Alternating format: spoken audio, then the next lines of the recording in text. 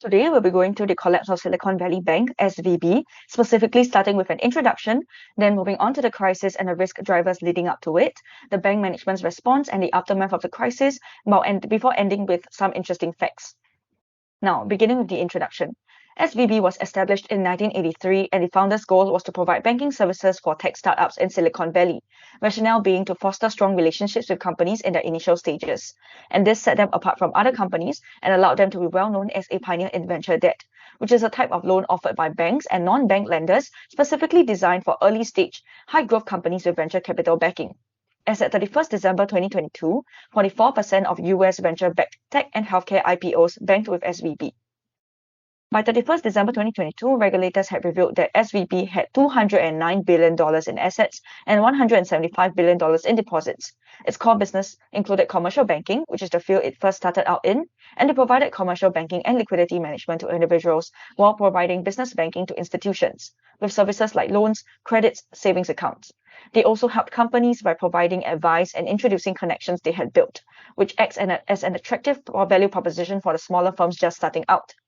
SVB lent and provided expert investment solutions in the areas of venture capital, fintech, healthcare, and many more.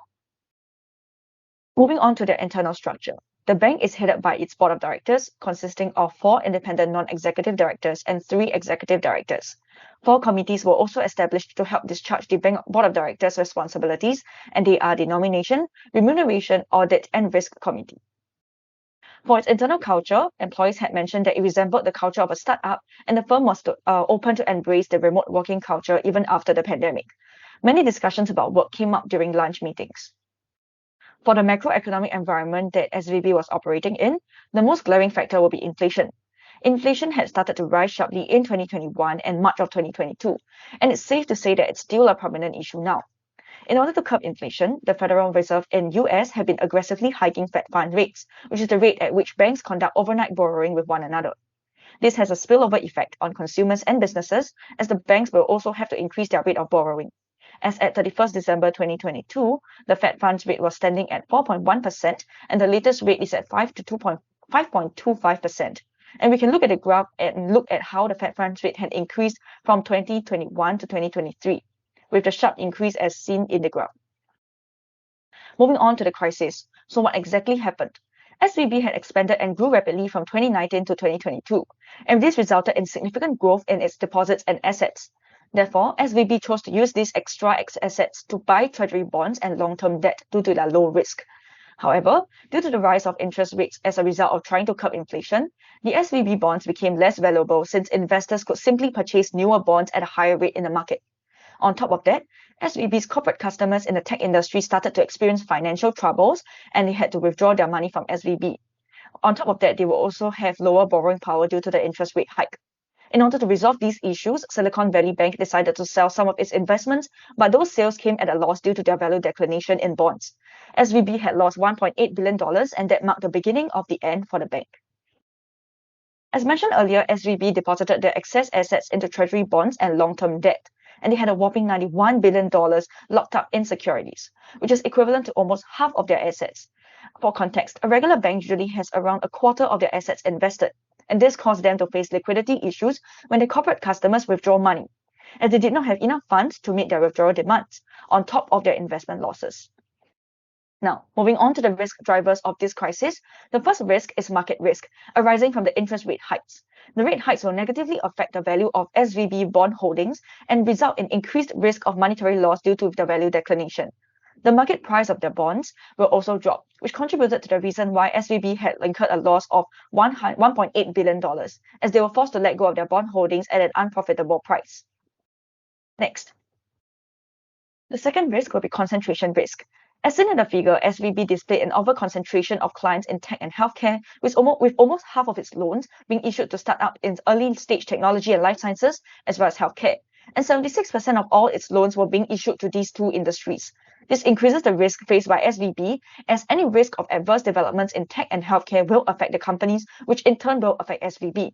Which is also why when the tech industry was badly hit during COVID, and the companies wanted to withdraw their money, SVB was unable to keep up with the withdrawal demand. It is definitely a failure on the bank's risk management because they did not see this major risk out and conduct some form of diversification to avoid this problem from happening.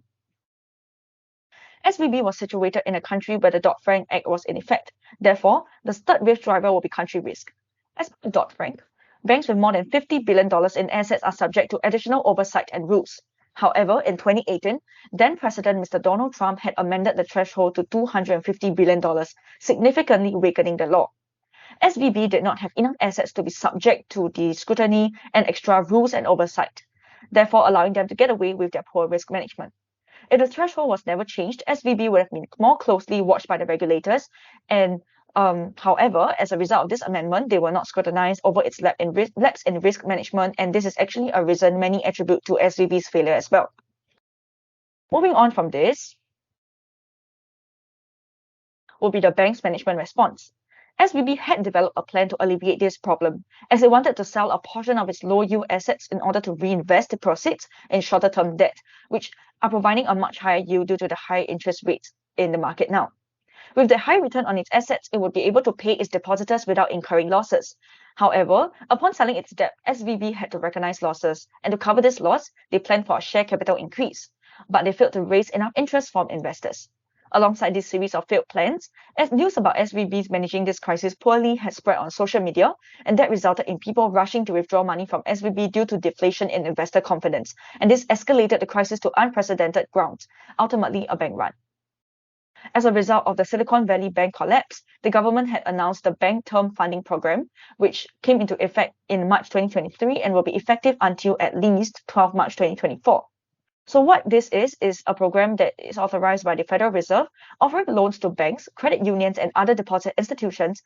And these loans will last for up to 1 year, helping financial institutions meet their loan demands as well as depositor needs.